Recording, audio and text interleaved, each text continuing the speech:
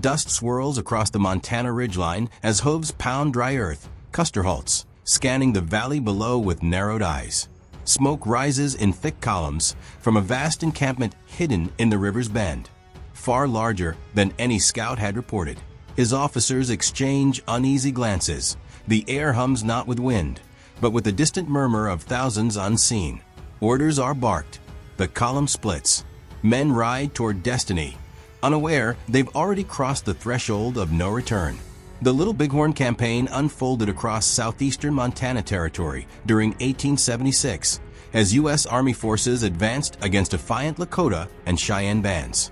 Strategic ambition initiated a rapid summer offensive designed to crush native resistance before winter paralyzed movement across the northern plains entirely. Historical examination reveals how consecutive triumphs generated lethal overconfidence that systematically erased caution and distorted Custer's battlefield judgment permanently. By June 1876, the United States faced a crisis of authority on its western frontier. Treaties broken, gold discovered, tribes refusing confinement. The Black Hills, sacred to the Lakota yet rich in gold, had become a flashpoint between federal expansion and indigenous sovereignty. Washington demanded submission. Military columns converged from three directions under Generals Crook, Gibbon, and Terry. Custer leading the 7th Cavalry spearhead. Failure meant political embarrassment. Success promised national acclaim. For Custer, it also meant redemption after years of professional exile. Once hailed as the boy general of the Civil War, he now battled irrelevance amid post-war military downsizing and personal scandal. His 1873 Yellowstone expedition restored some luster, but whispers of recklessness followed him into the Montana wilderness that spring. At Fort Lincoln, Custer rejected Gatling guns, too slow, he claimed, insisting speed and shock would overwhelm any gathering of warriors. He dismissed intelligence, suggesting Sitting Bull's village swelled daily, with new arrivals drawn by visions and defiance alike. Scouts warned of pony herds stretching beyond sight. Custer called them timid, accusing them of inflating enemy numbers out of fear. Even his Crow allies grew uneasy. The scale of the camp defied precedent, they murmured, but Custer heard only hesitation. Back east, newspapers awaited his next headline. His wife Libby counted on his glory to secure their future. Political enemies watched closely. Senator James G. Blaine had mocked his testimony against corruption just months before. A decisive victory here could silence critics, restore favor with President Grant, and position him for higher command or even office. Each mile closer to the Little Bighorn deepened his conviction. Fortune favored the bold, and he had always been bold. Past victories at Washita and along the Yellowstone confirmed his instinct. Native forces scattered when confronted with disciplined cavalry charges. He failed to grasp that this coalition, Lakota-Cheyenne, Arapaho, was unlike any he'd faced. Unified, spiritually charged, and determined to fight. Sitting Bull's Sundance vision foretold soldiers falling into camp like grasshoppers. Warriors believed they were protected by divine mandate. Custer interpreted silence as disarray. He mistook strategic patience for weakness, cohesion for confusion, resolve for retreat. On June 24th, his scouts spotted the village. Instead of waiting for Terry's main force, he pushed through the night without rest. Fatigue dulled judgment. Horses stumbled. Men chewed hardtack in exhausted silence as dawn approached the bluffs above the river. From high ground, Mitch Bouye, his trusted guide, pointed to the immense pony herd. "General, I guess we're going home today," he said grimly. Custer ignored the warning. He saw opportunity, not peril. A chance to strike before the village dispersed at first light. But something wasn't right. The usual morning exodus of hunters never came. The camp remained unervingly still and vast. He divided his 600 men into 3 battalions, Reno, Benteen, and his own. Despite knowing terrain favored defenders, not fragmented attackers. Standard doctrine urged concentration of force. Custer chose dispersion, convinced each column could handle whatever resistance emerged.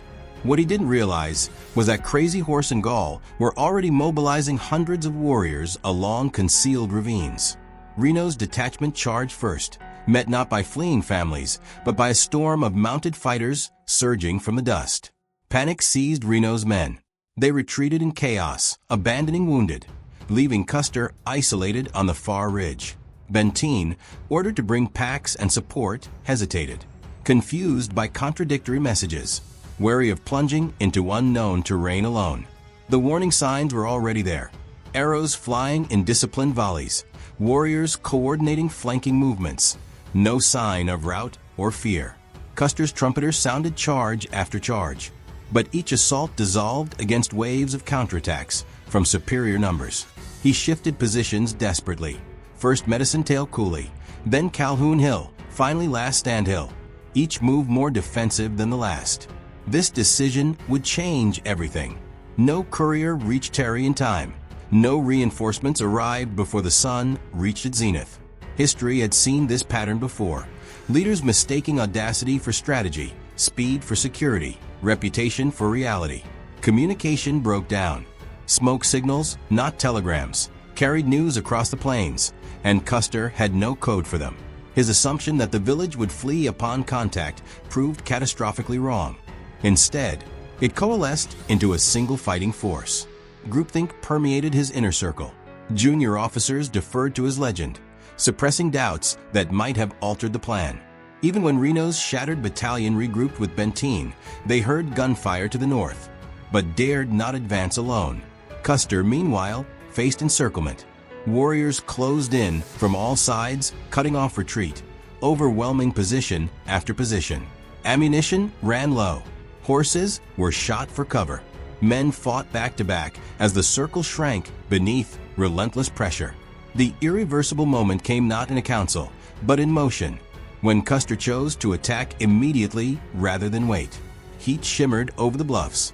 Water lay half a mile away across open ground now swarming with enemy scouts. He believed delay invited dissolution, of momentum, of morale, of his own fading chance at immortality. So he gave the order, charge the village. 5 words that sealed the fate of 5 companies forever.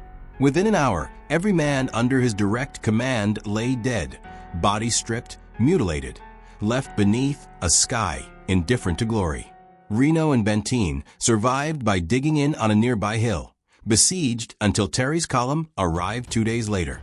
The immediate consequence was military annihilation, 268 dead, including Custer and 2 brothers, in the worst U.S. defeat on the plains.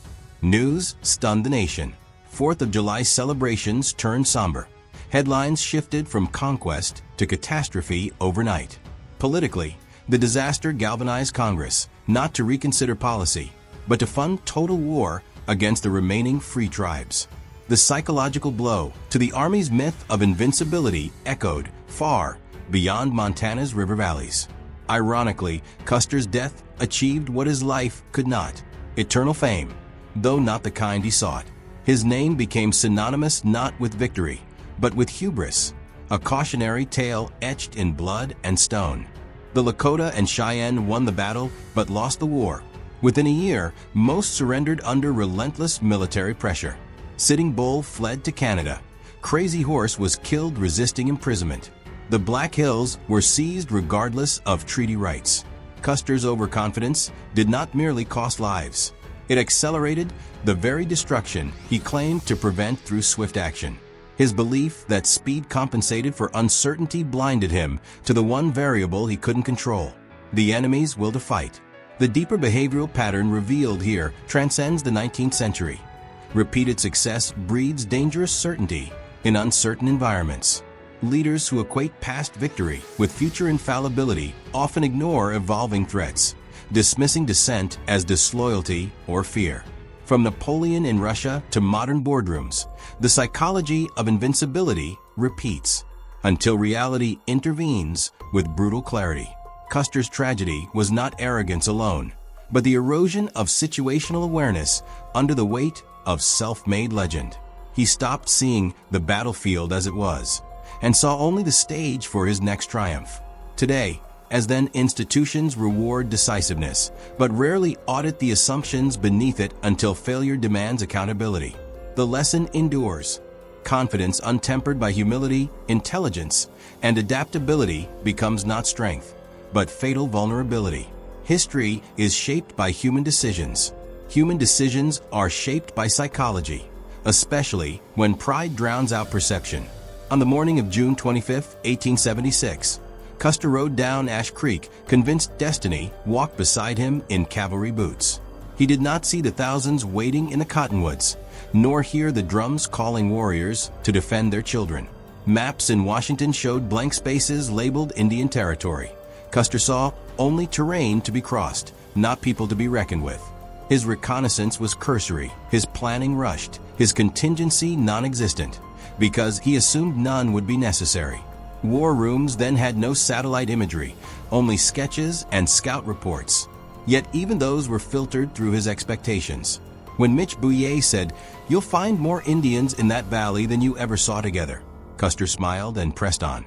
That smile, captured in memory by survivors, was not joy. It was the calm of absolute certainty in imminent victory. Yet certainty is not foresight. It is often the final mask worn by ignorance before collapse. The 7th Cavalry moved in columns across ridgelines, silhouetted against the sky, perfect targets for sharp-eyed sentries below. Warriors watched their approach with disbelief, so few men, so boldly exposed, charging into the heart of their strength. Gall, whose family had died at Washita, recognized Custer's tactics instantly and prepared an ambush worthy of vengeance. Custer's earlier brutality had sown the very unity that now doomed him. Enemies became allies in shared trauma. He never considered that his past actions might shape present resistance, that history lived in the minds of his foes. Instead, he clung to the myth of native disorganization, blind to the sophisticated command emerging among Lakota leadership. While Custer split his force, Sitting Bull and Crazy Horse concentrated theirs, turning American doctrine against its own practitioners. The terrain, dry and broken, favored defenders who knew every gully. Custer treated it as neutral ground for cavalry maneuvers. His maps showed rivers and hills, but not the psychological landscape, the resolve, the ritual, the refusal to yield again. As Reno's men fled through timber, losing cohesion, Custer's detachment crested a ridge, only to face a wall of riders. Arrows fell like hail, horses screamed, officers shouted orders drowned by the thunder of hooves and war cries. No radio, no flare, no signal reached Benteen in time, just the distant crackle of gunfire growing fainter by the minute. By afternoon, silence settled over Last Stand Hill, broken only by scavenging coyotes and the wind through trampled grass. Terry's column found bodies stripped and scattered, some pinned to earth by lodge pins, others scalped or dismembered. The army buried them in shallow graves, marked only by wooden stakes, temporary memorials to permanent miscalculation. In Washington, inquiries began, but focused on tactics, not psychology. No one asked why Custer stopped listening. His legend was too useful, a martyr for manifest destiny, not a case study in cognitive failure. Yet the truth lies not in myth, but in the sequence. Intelligence ignored, advice dismissed, assumptions unchallenged.